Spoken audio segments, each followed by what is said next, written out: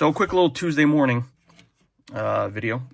I'll probably combine this with another one. So we're gonna do our Squawk and Talk board because we finally got our sockets. Wonderful.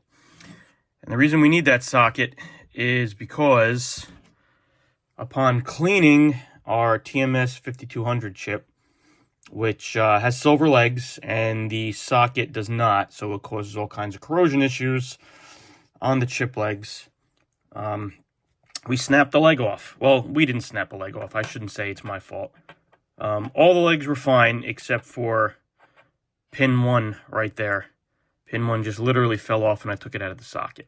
So, there's a bunch of different ways people talk about fixing chips. Now number one, if this was a cheap chip, right? If this was like a little piece of, TTL, like an amp or something like that I can get, a dime a dozen, I would just throw it out and get another one. The TMS 5200s, which provide the speech for the Squawk and Talk boards, are not easy to find. Actually, they're fairly hard to find, and when you do find them, they're anywhere from $25 to $30. With that said, I actually have a bunch of them. Years ago, when I bought out an operator, all his parts, I bought out these drawers and drawers of ICs that I've sold off and I've used over time. But he had a bunch of these that I kept. And they're new, believe it or not. Or they look new. They have like an 82, 83 date code on them. And they're super shiny and the legs are straight. So I'm assuming that they're new. But even though I have a bunch of them, I just don't want to throw a perfectly good chip out because this chip is working. So the way I do it, and I'm sure someone's going to yell at me, is first thing I did was I soldered here at pin 1. I got to cut my nails. Look at that. That's gross. Soldered at pin 1 a little leg from a capacitor right there. I soldered the leg on to what was left of the chip leg. And then what I did was I stuck them in machine pin sockets. Now these are like cut to fit sockets. They're not great. Here they are. All right. They're not great. And the only time I use them is to fix chips like this. Because the nice thing is they're not like a socket that has a brace in the middle. They're just, you cut them and then you stick them on the legs. Right? So, it's a socket. These are cheaper ones because usually what I could do with the higher quality ones is I could solder that little leg into the machine pin socket. Because don't forget, with a machine pin socket, with a dual wipe socket, right, the legs are being pinched on both sides and they make really good contact. With a machine pin socket, they're basically just touching the sides of the hole, which is not the best contact ever, but they work. I think I did this on my track and field, which is one of the first arcade games I bought 15 years ago with a chip. And as far as I know the guy who bought it, and he hasn't told me there's any problems. So I'm guessing it still works. So, I guess this method isn't too bad using machine pins. But I went to solder a little bit in there and it melted the machine pin socket and stuck to it. So it kind of accomplished its mission. It still has continuity between the chip leg and the pin. So that's where I stopped. And it's good. We're going to call it good. Not pretty, but good. However, we're not going to take this and solder it into the board. What we're going to do is we're going to take our dual wipe socket, upside down, dual wipe socket, solder it into the board, and then we're going to take the machine pins and stick them in the socket. So it looks a little built up and a little hokey, but the nice thing is, number one, we have a replacement socket, because the other one got a little tweaked when I was working with it. So we got a replacement socket, dual wipe, which is definitely better than the existing, right? And we don't have to worry. These machine pins are nice and sturdy. So we don't have to worry about if we repaired like pin 1 over here, and then, now we're going to put it in the socket, right? And we're trying to line it up just right and hoping that we don't break another leg or that we don't bend our little capacitor lead leg, right? This is nice and sturdy now. So now we could just plug that right back into the socket, and we have a nice sturdy platform for our damaged chip. All right, I know that was probably 4 minutes too long of explaining that, but I'm just figure I'd do a little video before I go to work. I'm waiting for my chicken to cook for lunch, so I had some time. So there we go. So we got that. We got our dual wipe sockets and Twisty Wrist Arcade. We're good. What else are we going to be doing here? So one thing we already did do is, and I got this from Chris Hibbler, who's a very, very good arcade tech. Been around for a long time. This AD558 chip, apparently, according to him, the socket that Bally used on this chip always has problems. So we went and swapped out that socket and put the AD558 chip back in there, no problem. So we did that already. That's done. We're going to do the caps. We're going to, some of these look, I think I mentioned before, a little bit newer. We're going to do the caps. We did the headers on the Squawk and Talk board. Again, remember, if we looked on an earlier video, they used headers that were longer than the connector.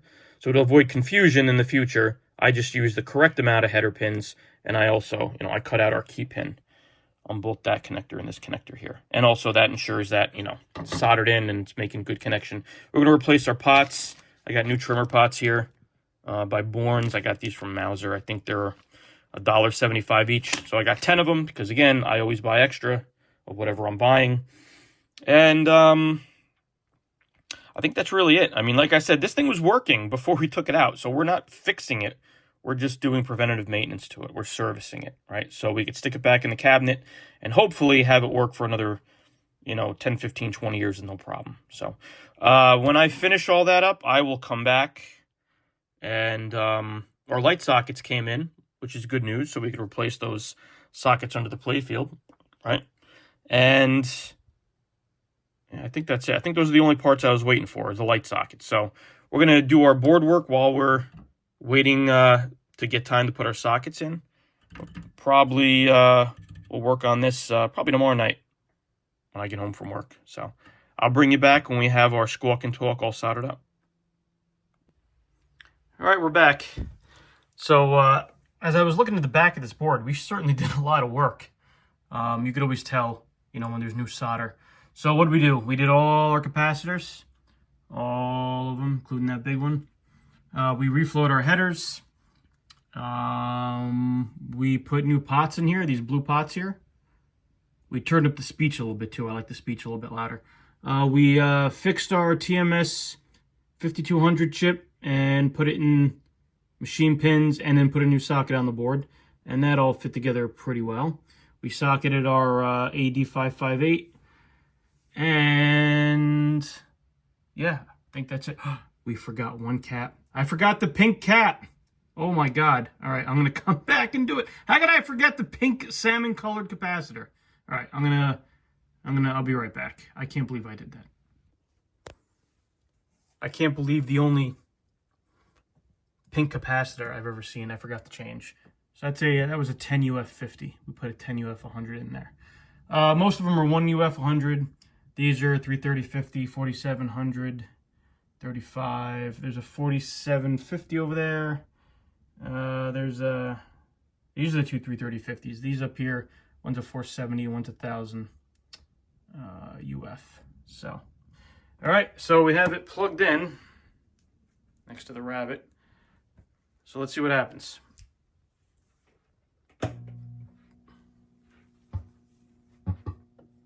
All right, that's a good sign. 8 ball, 3 ball. There you go. It actually sounds a little better. Maybe it's my imagination, but I think it sounds better. Let's wait for Quit talking and start chalking. There you go. So the voice sounds good. The sounds sound okay. Well, we don't know what the sound sounds like yet, but the voice sounds okay. I also turned the voice up a little bit. That's that top pot there. The voice was, I thought the voice was a little low before. Both of those potentiometers that were on there previously were junky and all over the place. So these are much better. You could feel, even when you turn that potentiometer up here, you could feel it just feels so much more quality, and like it's actually making a difference. And it's not loosey-goosey. It has some friction to it. So let's hit this and let's see what it does. Chalk up, 5x, 3x, 2x. You are taking too long. One more game, perhaps? Chalk up, chalk up, chalk up, chalk up, chalk up. Well done. Super. Chalk up, chalk up, chalk up, chalk up. Super. Oops. Too much English. Too bad you scratched. Chalk up, chalk up, chalk up. Nice stripes. Solids. You've got the shooting shot. Go for, make the, get the, shoot for, sink the, chalk up, chalk up, chalk up, chalk up, chalk up, chalk up. 15 ball, 14 ball, 13 ball, 12 ball, 11 ball, 10 ball, 9 ball, 8 ball, 7 ball, 6 ball, 5 ball, 4 ball, 3 ball, 2 ball, 1 ball, 1 ball. Quit talking and start chalking. Chalk up, rack 'em up, rack 'em up. And then it reboots. The only thing that's weird is, why does he say chalk up like 300 times? I don't know if that's normal. I mean, everything else sounds there. All the other sounds sound like they're there. All the balls, all the call outs for the balls, the call out for the shoot the, get the. We heard the sound when it starts. 3 ball. So also too, when it says 3 ball, when you start it, here, I'll show you. You'll hear it say 3 ball.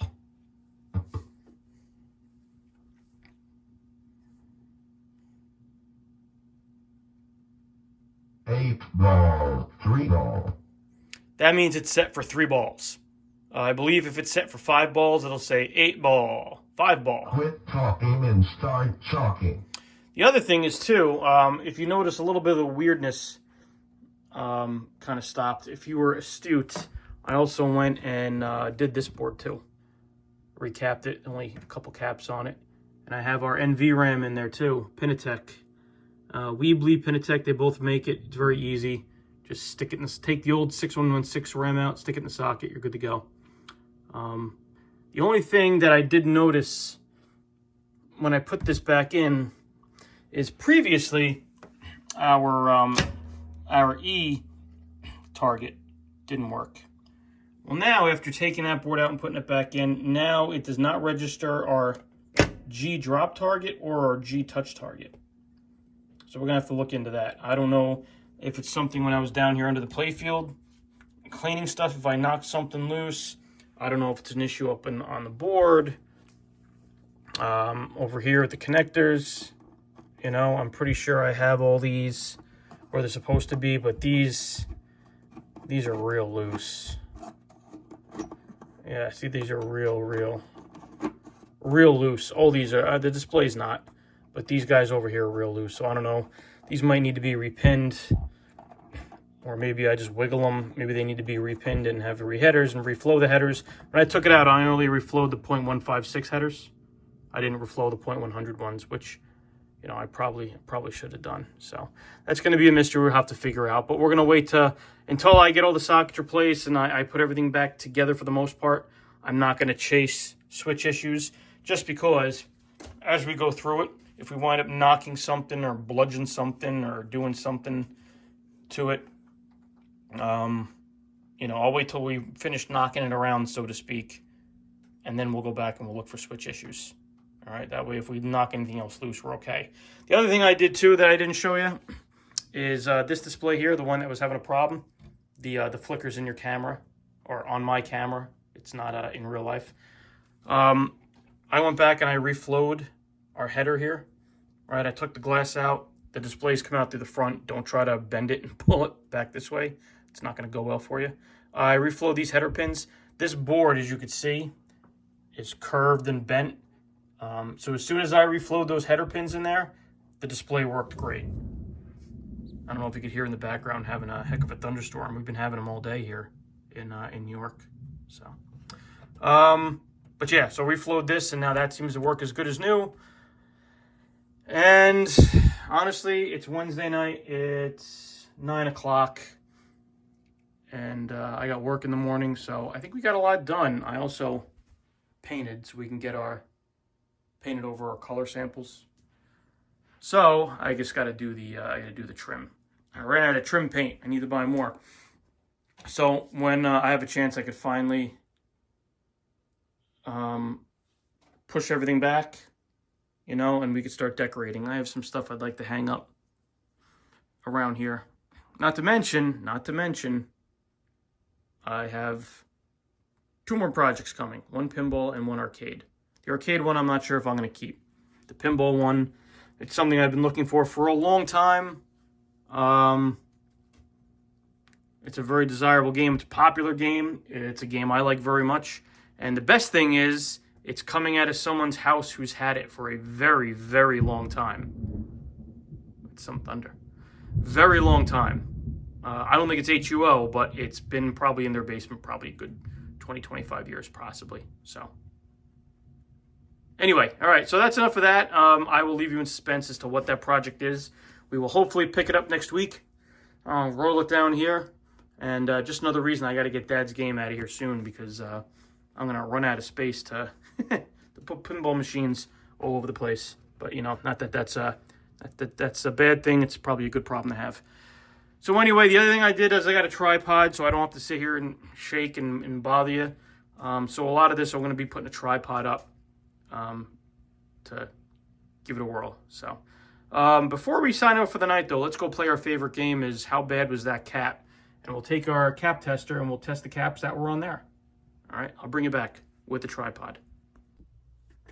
All right, this is kind of neat. That's better.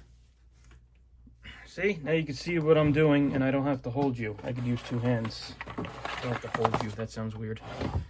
So let's get our ESR meter out. This is a good little one. This is, I forgot if I've shown this to you. I think I have.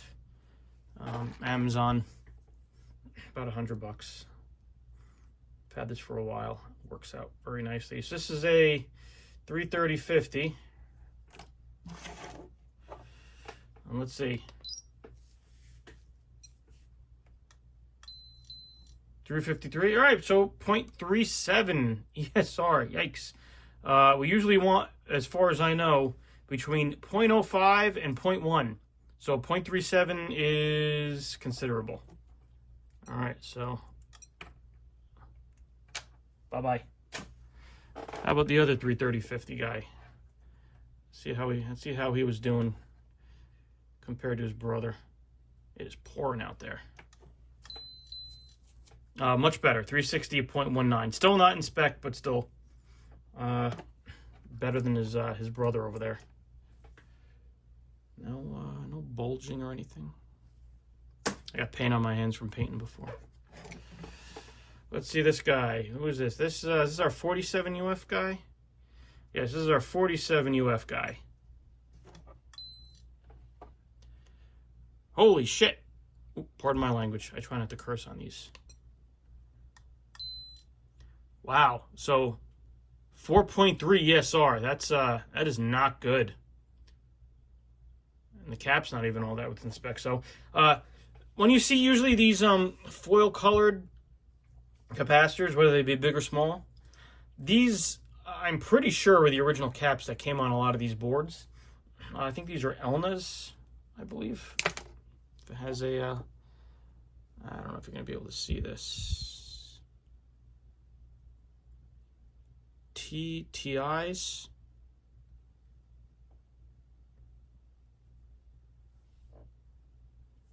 TI.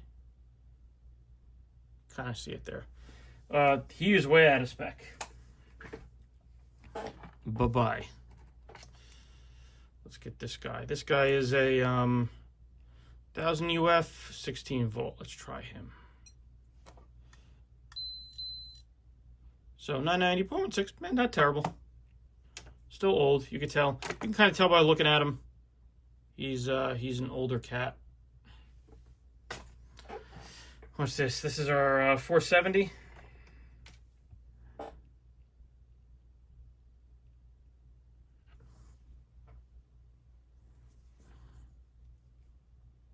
This thing's kind of fun too. I like this thing.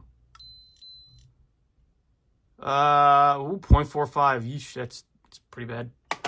Not as bad as that other guy, but still pretty bad. So you can see, this is why, if you're wondering why we go and we change capacitors on stuff, this is why, because they're shot after many years. And even though somebody, obviously, like this pink salmon cap did not come on the board, I'm sorry if it's blurry. Yeah, it's pretty out of it anyway, 0.41. The capacitance is pretty good. You know, these games, don't forget, like, 8-Ball Champ is 85. So it's 38 years old. Now, usually someone has serviced one of these games in between there somewhere, whether it be a technician, an operator, or a homeowner, or a collector.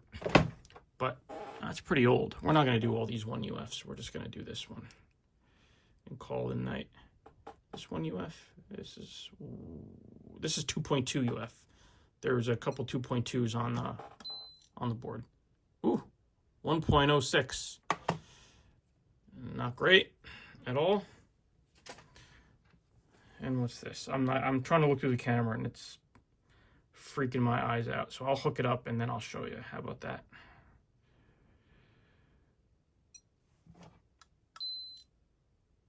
.7 ESR. So smaller caps always have that ESR. Maybe what I read is not correct, but you know what? It doesn't matter. It's not like if these tested okay, I would just go and put them back in the machine. Capacitors, generally speaking, are cheap. Some of the bigger ones are getting harder and harder to find. I have to go and I have to get them specially made, and I sell them and all that. And they sell well, so people apparently still need them. But, yeah, so that's going to be it. So pretty much we have a fully working Squawk and Talk board in there. And we're going to have to service our Squawk and Talk on our Fathom 2 eventually when we get to that point. But right now the priority is getting Dad's machine done so we can move more stuff in here. So, anyway, I'll let you look at my desoldering iron while I say goodbye instead of just a blank desk. Anyway, that's it for right now. We will bring you back probably when we start replacing the sockets under the playfield. I think that's pretty much what we're going to need to do next, is get that playfield figured out. Once we get the playfield figured out, we can figure out what's going on with some of those switches. And then by that time, we're probably done. We can move it into Dad's. But we still have several more videos before we get there. So for now, thanks for watching. And sweet pinball dreams. And I will see you guys soon.